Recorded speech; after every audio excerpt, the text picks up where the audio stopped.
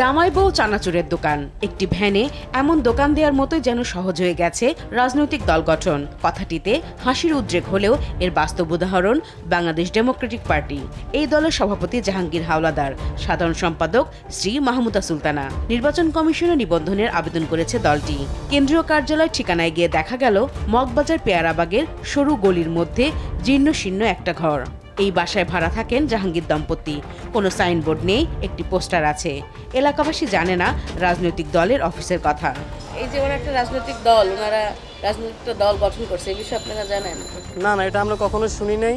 শুনতেছি সাংবাদিকরা আসতেছে দুদিন ধরে, এই জন্য শুনতে দেখতেছি আর কি। তাছাড়া কখনো আগে জানি নাই।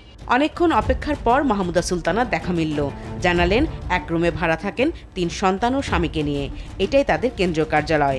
নিবন্ধন পেলে দলের কার্যক্রম শুরু করবেন। আবেদন করেছি বাংলাদেশ ডেমোক্রেটিক পার্টি, আমাদের পার্টির নাম। আমি সাধারণ সম্পাদক মাহমুদা সুলতানা, আমার সভাপতি মোহাম্মদ জাহাঙ্গীর হাওলাদার।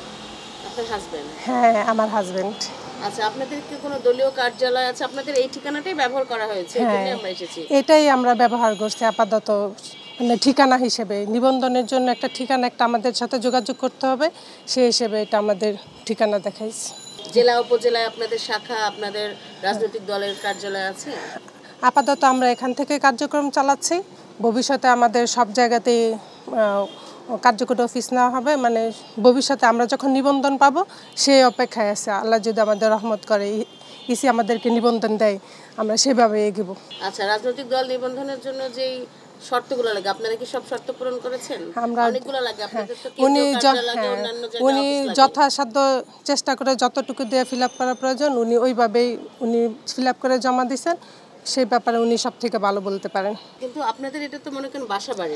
একটা বাসার ঠিকানায় রাজনৈতিক দলের অফিস আপনারা নিলেন না? এখানে আমরা বসবাস করি, সেই হিসেবে আর কি একটা ঠিকানা দেখাতে হয়। আমাদের তৈরি করে নিবন্ধনের জন্য অ্যাপ্লাই করা হয়েছে। আপনাদের দল প্রতিষ্ঠা করেছেন কত সালে? 2011 সালে। আমরা তিতুমির কলেজে স্টুডেন্ট ছিলাম, তখন সেখান থেকে আমরা স্টুডেন্টরা মিলে সবাই একসাথে এই দলের নামকরণ করছি বাংলাদেশ ডেমোক্রেটিক পার্টি। আর আমার সকল বন্ধুবান্ধব, দেশের জনগণ, সবার প্রতি আমার আন্তরিক শুভেচ্ছা, অভিনন্দন, সালাম। সবাই যেন আমাদের দলটাকে সামনে এগিয়ে নিয়ে যায়, সেই প্রত্যাশাই করছি। দলের সদস্য সংখ্যা কতজন? এখন সদস্য সংখ্যা আমরা তো কার্যকরী কমিটির সদস্য দেখাইছি 75 জন। আমাদের সদস্য সংখ্যা আরও অনেক এমনি বাড়বে ইনশাল্লাহ। মানে ঢাকার বাইরে সব জায়গায়। টাকা পয়সা কোথায় পাবেন, বা দল পরিচালনা করতে যে অর্থ লাগে, বা অফিস অন্যান্য জায়গায়? আমরা দেখছি একটা ছোট একটা রুম।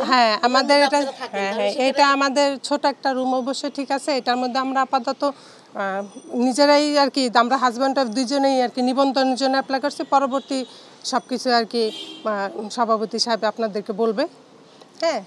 এটাই আমি বলতে চাই। এখন সবাই আমার জন্য দোয়া করবেন, আমার নিবন্ধনটা যেন হওয়ার পরে আর কি অন্য বিষয় হবে।